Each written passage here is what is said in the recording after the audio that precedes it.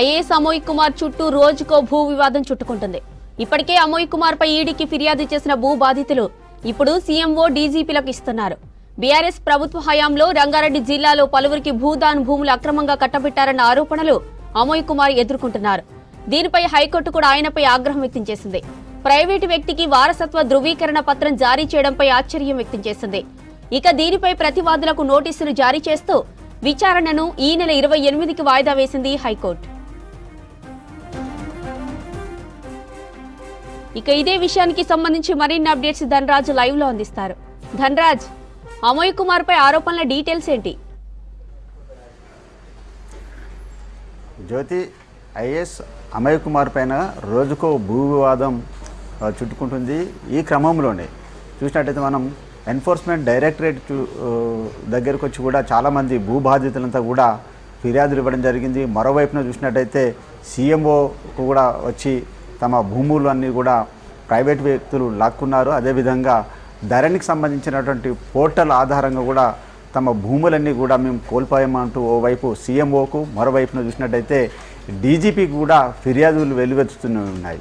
ఇలాంటి క్రమంలో చూసినట్టయితే గత బీఆర్ఎస్ హయాంలో చూసినట్టయితే అమోయ్ కుమారు రంగారెడ్డి జిల్లా కలెక్టర్గా పనిచేశారు. ఆ క్రమంలోనే మేడ్చల్, రంగారెడ్డి, సంగారెడ్డికి చెందినటువంటి భూములకు సంబంధించిన వ్యవహారాలలో పెద్ద ఎత్తున గోల్మాల్ వ్యవహారాలు జరిగాయని ఓవైపున ఫిర్యాదులు వెల్లువెత్తుతున్నాయి.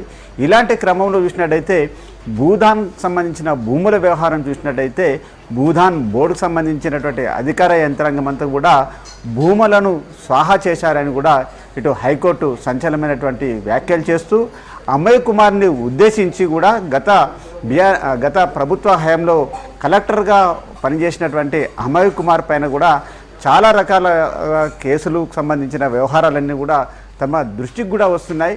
అంతేకాకుండా అమోయ్ కుమార్ని ఉద్దేశించి కూడా ఒక నిజాం సంబంధించిన వ్యక్తి కూడా నీలాగా కూడా చేయలేదు. నిజాం వ్యక్తులకు సంబంధించినటువంటి వాళ్ళ హయాంలో కూడా భూములను సర్పేజు, దివానీ, రకరకాల సంబంధించినటువంటి పేర్లతోటి భూములను వాటిని విభజించడం జరిగింది. అంతేకాకుండా నిజాంలను కూడా అభినందించడం జరిగింది. కానీ మీరు మాత్రము ఒక కలెక్టర్ హోదాలలో, అదేవిధంగా భూదాన్ బోర్డులో ఒక ట్రిబ్యునల్ హోదాలో ఉండి కూడా మీరు గతంలో పనిచేశారు. ఆ తర్వాత ఒక ప్రైవేటు వ్యక్తులకు భూములను వారసత్వ భూములుగా జారీ చేస్తూ ప్రొవిజన్స్ జారీ చేయడం ఎంతవరకు సబబు అంటూ కూడా చాలా వరకు సంచలనం వ్యాఖ్యలు చేశారు. అంతేకాకుండా కూడా ఇలాంటి వ్యక్తులకు సంబంధించి కూడా చాలా వరకు పూర్తిగా అంటే మీ దగ్గర ఉన్నటువంటి భూములకు సంబంధించినటువంటి వ్యవహారాలు కావచ్చు, అదేవిధంగా రెవెన్యూ శాఖ, అదేవిధంగా భూదాన్ బోర్డు వ్యక్తులంతా కూడా దీనిలో ప్రతిపాదకులుగా చేర్చుతూ కూడా హైకోర్టు సమాధానం చెప్పాల్సింది అంటూ కూడా అభిప్రాయం వ్యక్తం చేసింది. అయితే ముఖ్యంగా చూసినట్టయితే అమోయ్ కుమార్ గత బీఆర్ఎస్ ప్రభుత్వ హయాంలో చూసినట్టయితే ఈ ధరణి పోర్టల్ ఆధారంగా కూడా మొత్తం భూములన్నీ కూడా అంటే మహేశ్వరం జిల్లా చెందినటువంటి నాగారంలో ఉన్నటువంటి ఒక 10 ఎకరాల భూమి వ్యవహారంలో భూదాన్ బోర్డు పూర్తిగా దాన్ని భూదాన్ బోర్డు పరిధిలోకి వచ్చింది. దాని ప్రొవిజన్స్ అన్ని పొందినప్పటికీ కూడా ఆ భూమిని మళ్ళీ వారసత్వ భూమి అంటూ కూడా అమోయ్ కుమార్ ప్రొవిజన్స్ జారీ చేసి ప్రైవేటు వ్యక్తికి కట్టబెట్టిన వ్యవహారం పైననే హైకోర్టు చాలా ఆగ్రహం వ్యక్తం చేసింది. నిజాంకి సంబంధించినటువంటి కాలంలో కూడా మీలాగా చేయలేరు, ఎందరో మహానుభావులు వారికి ఉన్నటువంటి భూములను అంతా కూడా పంచిపెట్టడం జరిగిందంటూ కూడా ఇటు అమోయ్ కుమార్ను ఉద్దేశించి చాలా తీవ్రమైనటువంటి సంచలనమైనటువంటి వ్యాఖ్యలు కూడా చేయడం జరిగింది. చాలా సంబంధించినటువంటి కథనాలు పేపర్లో చదువుతున్నాం. అమోయ్ కుమార్ పైన ఓ వైపున సిబిఐ కావచ్చు, డీజీపీకి, ఓ వైపున ఈడీకి కూడా భూ బాధితులకు సంబంధించి ఫిర్యాదులు వెల్లువెత్తినటువంటి కథనాలు పత్రికలు కూడా చదవమంటూ కూడా హైకోర్టు అభిప్రాయం కూడా వ్యక్తం చేసింది.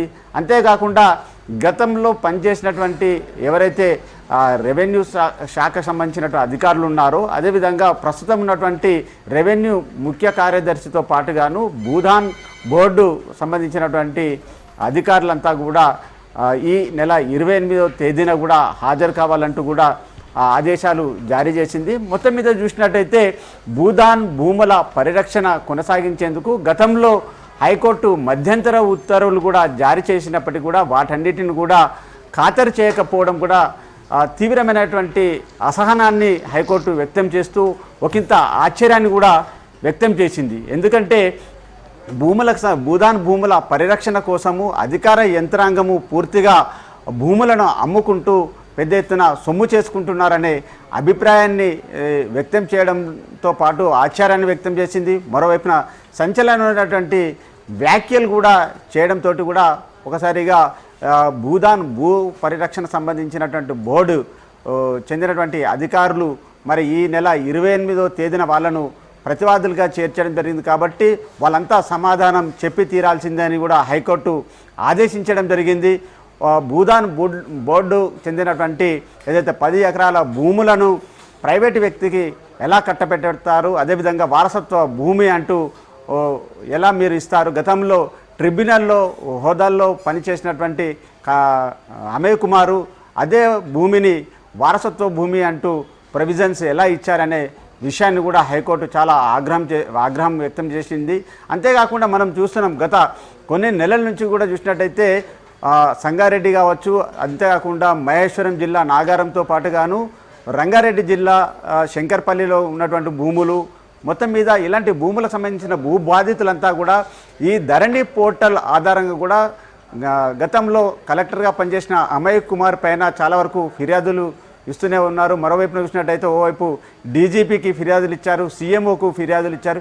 ఇలాంటి భూమికి సంబంధించినటువంటి వివాదాలన్నీ కూడా అమయ్ కుమార్ చుట్టే తిరుగుతున్నాయి. మొత్తం మీద ఇలాంటి పరిస్థితుల క్రమంలో మరే 28వ తేదీన భూదాన్ బోర్డు అధికార యంత్రాంగము రెవెన్యూ శాఖ ముఖ్య కార్యదర్శితో పాటుగాను అప్పుడున్నటువంటి ఆర్డీఓలు కూడా మరి 28వ తేదీన భూదాన్ బోర్డుకు సంబంధించిన భూముల పరిరక్షణ విషయంలో వాళ్ళంతా సమాధానాలు ఎలా ఇస్తారు, అదేవిధంగా ఈ కేసుకు సంబంధించిన విషయం అంతా కూడా హైకోర్టు 28వ తేదీకి కూడా వాయిదా వేయడం జరిగింది.